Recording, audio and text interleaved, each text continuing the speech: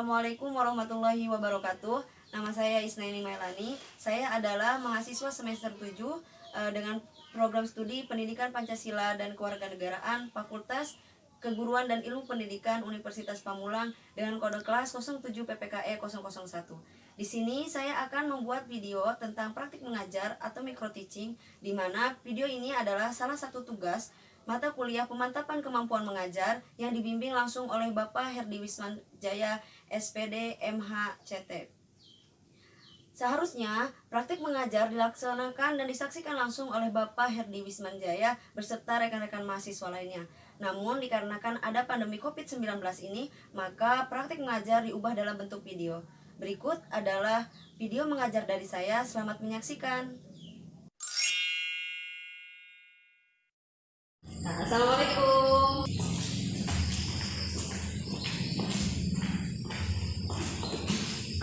Assalamualaikum warahmatullahi wabarakatuh. Waalaikumsalam warahmatullahi wabarakatuh. Gimana kabarnya hari ini, sehat? Alhamdulillah sehat. Nih, kalau semisal lebih semangat kalau ditanya apa kabar, jawabnya alhamdulillah luar biasa, Allahu Akbar. Coba ya, supaya nambah semangatnya aja. Apa kabar semuanya? Alhamdulillah. Luar biasa. Allahu Akbar. Oke, untuk sebelum memulai pembelajaran, silakan ketua kelas untuk dipimpin dulu berdoa. Sebelum kita belajar, marilah kita bersama-sama berdoa mulai. Selesai. Oke. Sebelum masuk pelajaran, saya akan absen dulu. Oke, pertama Saifullah Hadir. Lala Hadir. Siti Nur Halimah Hadir. Rika Herawati Hadir. Johani. Hadir. Oke, semuanya hadir. Ada yang sakit? Alhamdulillah tidak. Alhamdulillah tidak. Oke, hari ini kita masuk pembelajaran bab baru, yaitu bab 4. Dalam itunya judul besarnya yaitu adalah hubungan struktural dan fungsional antara pemerintahan pusat dan daerah. Nah, ada subbab untuk pertemuan pertama kita kali ini, kita akan membahas desentralisasi otonomi daerah dalam konteks Negara Kesatuan Republik Indonesia. Nah, adapun tujuan pembelajaran kita hari ini adalah diharapkan siswa dapat yang pertama adalah mengidentifikasikan, menganalisis, menyimpulkan, mempresentasikan hasil analisis, memverifikasikan data, dan mempresentasikan hasil verifikasi data antara hubungan antara struktural dan fungsional pemerintahan pusat dan daerah. Yang kedua, merealisasikan hak, kewajiban, serta tanggung jawab sebagai warga negara dalam kehidupan sehari-hari. Yang ketiga adalah menerapkan isi alinea atau pokok-pokok pikiran yang terkandung dalam pembukaan Undang-Undang 1945. Yang selanjutnya, siswa diharapkan dapat mewujudkan prinsip-prinsip kedaulatan yang terkandung dalam Undang-Undang 1945. Yang kelima yaitu adalah siswa diharapkan mampu menalar hasil evaluasi, perlindungan, serta penegakan hukum terhadap masyarakat, yaitu terhadap keadilan dan keamanan. Memasuki materi pembelajaran, kita akan membahas yang pertama, kita akan bahas desentralisasi. Oke, siapa di sini yang tahu apa maksud desentralisasi? Silakan. Saya. Oke, silakan. Desentralisasi itu penyerahan wewenang pemerintah oleh pemerintah pusat kepada daerah otonom untuk mengatur dan mengurus urusan pemerintahannya dalam sistem NKRI. Oke, penyerahan kekuasaan dari pemerintahan pusat kepada pemerintahan daerah. Kurang lebih seperti itu. Oke, secara singkatnya definisi desentralisasi itu adalah berasal dari kata Belanda yang dimana terdiri dari kata D dengan kata sentrum. D dimana artinya itu adalah yang keluar, sedangkan sentrum artinya dari pusat. Jadi secara singkatnya desentralisasi itu dapat kita definisikan adalah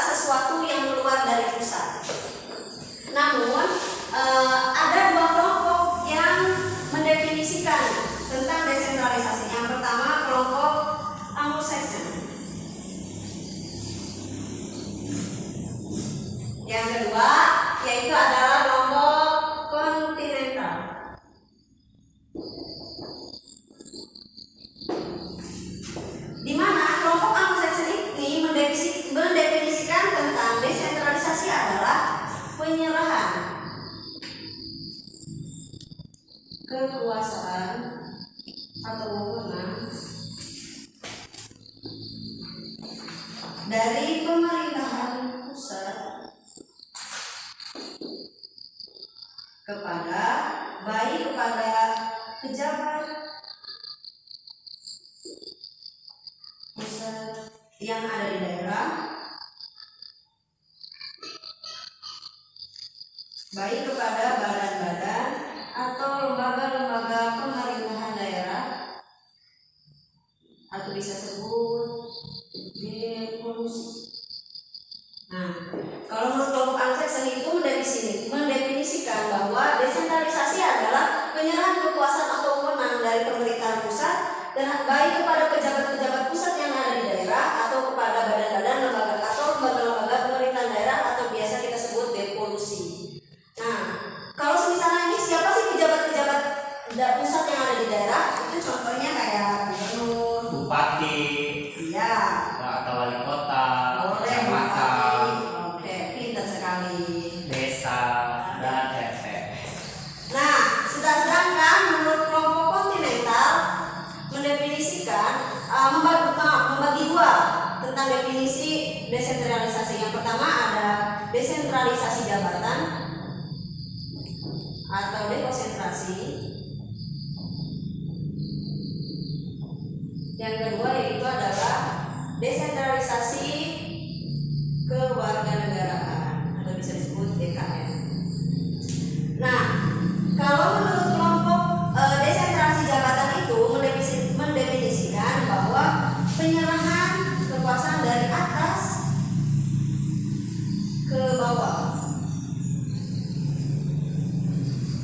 dalam bentuk ketatanegaraan, kepegawaian semata. Sedangkan kalau menurut desentralisasi kewarganegaraan adalah penyerahan kekuasaan dari pemerintahan pusat kepada pemerintahan daerah untuk mengurus lingkungan pemerintahannya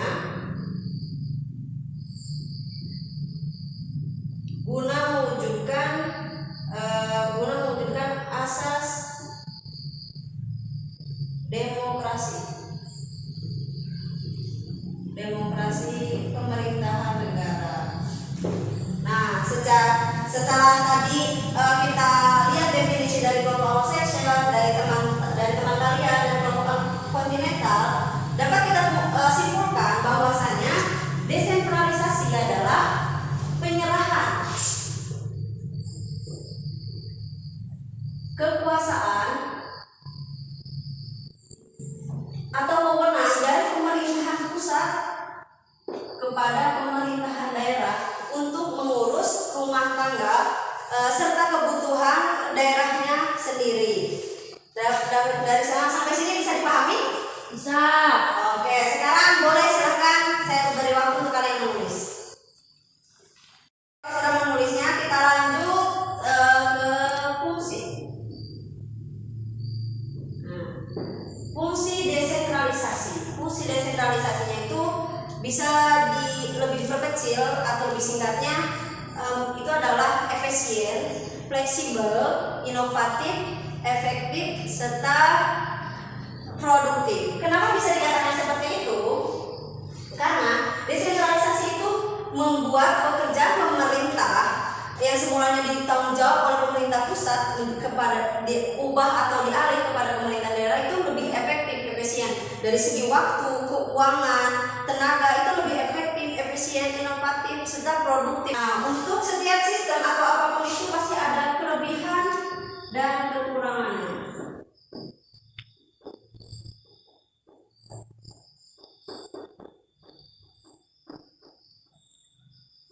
Nah, kelebihan dari desentralisasi itu adalah yang pertama, meringankan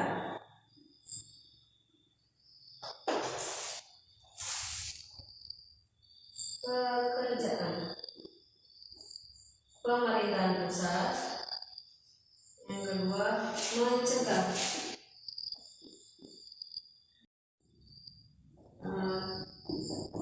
tidak perlu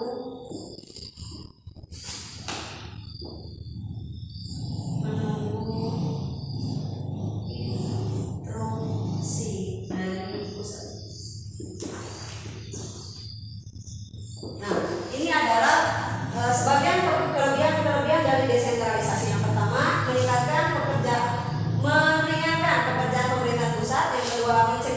penumpukan tugas pemerintah pusat. Yang ketiga, tidak perlu menunggu instruksi dari pusat. Jadi ini adalah kelebihan-kelebihan desentralisasi, di mana ini lebih meringankan pekerjaan pusat. Jadi kalau misalnya itu semua diurus di pemerintahan pusat, kita bayangkan berapa uang, berapa waktu dan tenaga yang kita gunakan untuk mengurus atau memecahkan suatu masalah yang ada di daerah ketika kita harus menyelesaikannya itu di pusat. Nah, ada pun kekurangan dari desentralisasi itu salah satunya adalah munculnya desentralisasi teritorial. Apa sih desentralisasi teritorial itu? Yaitu adalah paham kedaerahan. Oke, sebelumnya sebelum masuk materi selanjutnya, ada yang mau bertanya tentang desentralisasi atau yang berhubungan dengan desentralisasi? Tidak. Oke, kita bisa lanjutkan ya. Karena Indonesia menganut asas pemerintahan desentralisasi, maka hasil atau efek dari desentralisasi ini muncullah otonomi daerah, atau biasa disebut disingkat OD. Nah, coba Saiful bacakan pengertian atau definisi otonomi daerah menurut satu ahli. Menurut Jewazong, otonomi daerah sebagai kebebasan untuk memelihara dan memajukan kepentingan khusus daerah dengan keuangan sendiri, menentukan hukum sendiri dan pemerintahan sendiri. Maksudnya itu seperti apa? Tolong dijelaskan. Jadi sebuah daerah itu pemerintah daerah tersebut, jadi dia itu nggak ke pusat langsung gitu, jadi dia bisa mandiri gitu loh. Oke, mandiri ya. Ya. Mandiri, bebas dan mandiri, mengatur daerahnya sendiri ya. Nah, itu menurut ahli. Sedangkan menurut undang-undang, sedangkan undang-undang nomor 9 tahun 2015, daerah otonomi daerah adalah hak, wewenang, dan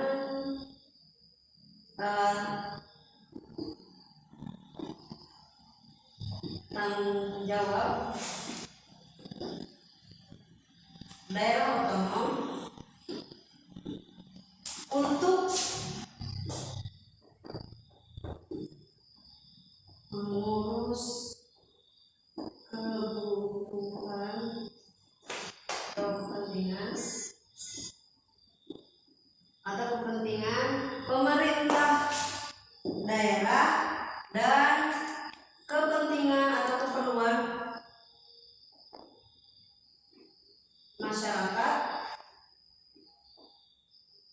sesuai Undang-Undang Dasar 1945. Nah, dalam definisi ini kita bisa lihat, jadi otonomi daerah adalah hak, wewenang serta tanggung jawab daerah otonom untuk mengurus kebutuhan atau kepentingan pemerintahan daerah dan kepentingan masyarakat sesuai dengan Undang-Undang 1945. Jadi daerah itu diberikan hak oleh pemerintah pusat, oleh negara untuk mengurus kepentingan serta kebutuhannya. Apa nih daerah ini butuh apa nih? Itu diserahkan dari pemerintah pusat, terserah daerah itu mau seperti apa, mau kayak gimana.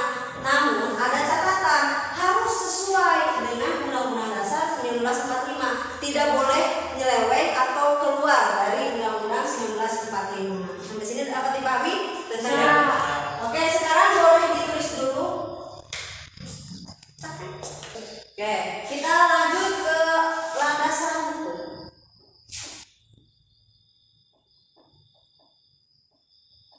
Landasan hukum otonomi daerah itu sangat banyak sekali ya. Antara yang sebelumnya sudah berlaku atau yang sampai masih berlaku saat ini itu sangat banyak sekali.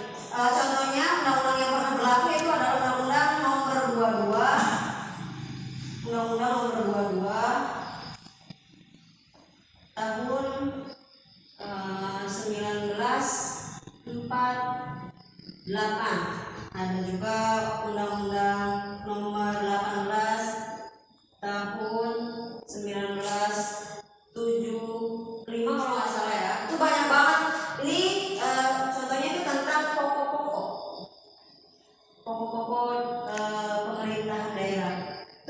sekali. Selain dari landasan hukum otonomi daerah itu sendiri, ada juga landasan hukum bagi otonomi khusus, otonomi daerah yang diberikan khusus kepada suatu daerah tertentu. Contohnya ada DKI Jakarta, ada Yogyakarta, terus ada Papua, ada Nangro Aceh Darussalam. Itu mereka mempunyai undang-undang atau landasan hukum tersendiri bagi daerahnya. Nah, lanjut, karena adanya otonomi daerah, ada dua nilai yang dikembangkan oleh undang-undang, yaitu yang pertama nilai unitaris, yang kedua adalah nilai desentralisasi teritorial. Nah, nilai unitaris itu adalah, kalau secara singkatnya bisa dikatakan seperti ini ya. Nilai unitaris itu Indonesia menyatakan bahwasanya tidak ada pemerintahan dalam bentuk negara dalam suatu negara. Nah, jadi kalau singkatnya tidak ada negara di dalam negara kalau menurut Indonesia dalam segi nilai unitaris. Beda halnya dengan Amerika, yaitu adalah sebuah negara dengan adanya negara di dalam negara. Nah, kalau misalnya kedua, nilai desentralisasi teritorial itu berpusat pada undang-undang pasal 18 Undang-Undang Dasar 1945 yang menyatakan bahwasannya pelaksanaan desentralisasi dan dekonsentrasi harus dilaksanakan dalam pemerintahan Indonesia. Itu menurut nilai-nilai yang dikembangkan oleh undang-undang karena adanya desentralisasi dan otonomi daerah. Nah, dapat kita lihat di sini sekarang akar dari atau ujung tombak dari desentralisasi dan otonomi daerah adalah kabupaten dan kota. Ini bisa dipahami? Bisa.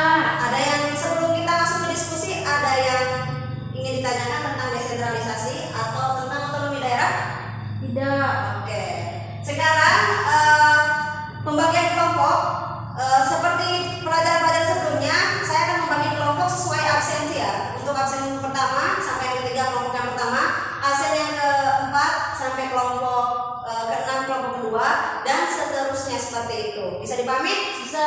Sekarang silakan kumpul bersama kelompoknya, mohon kondusif, diskusikan tentang buka buku halaman 112.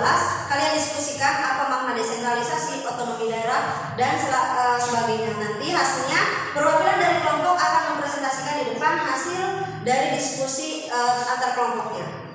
Bisa dipahami dan bisa dimulai? Siap. Oke, silakan saya beri waktu untuk kalian tentang mendiskusikan tentang materinya. Oke, sudah diskusinya? Sudah. Ya, oke. Sekarang perwakilan dari setiap kelompok maju ke depan untuk mempresentasikan hasil diskusi dengan kelompoknya. Silakan dari kelompok satu, silakan maju ke depan. Assalamualaikum warahmatullahi wabarakatuh. Waalaikumsalam warahmatullahi wabarakatuh. Nama saya Rika, perwakilan dari kelompok 1. Di sini saya akan menjelaskan tentang makna desentralisasi. Desentralisasi penyerahan wewenang pemerintah oleh pemerintah pusat kepada daerah otonom untuk mengatur dan mengurus urusan pemerintahannya. Makna otonomi daerah yaitu hak wewenang serta kewajiban yang diberikan pemerintah kepada daerah otonom guna mengatur dan mengurus sendiri urusan pemerintahannya.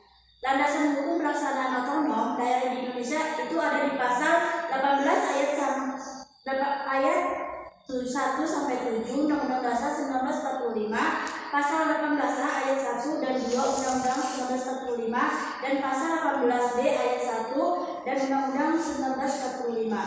Kelebihan desentralisasi yaitu meringankan manajemen pemerintahan pusat, mengurangi bertumpuknya pekerjaan pemerintahan pusat.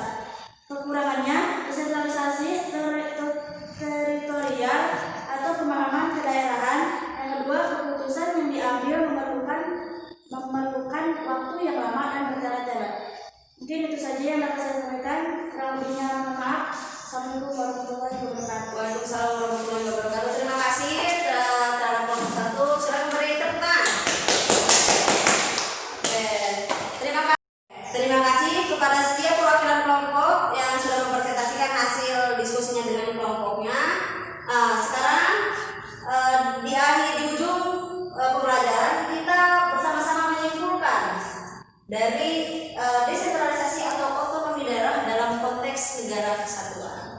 Dapat kita simpulkan bahwa Indonesia adalah negara kepulauan dengan ras, agama, suku, dan antar golongan yang berbeda-beda. Tentunya setiap daerah, kabupaten atau kota sama memiliki kebutuhan, kekurangan, serta kelebihan yang berbeda-beda.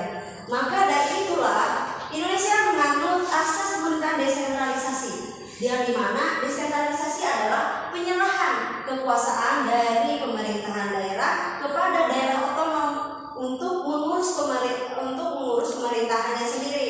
Atau desentralisasi itu adalah penyerahan kekuasaan dari yang semulanya adalah tugas pemerintahan daerah kepada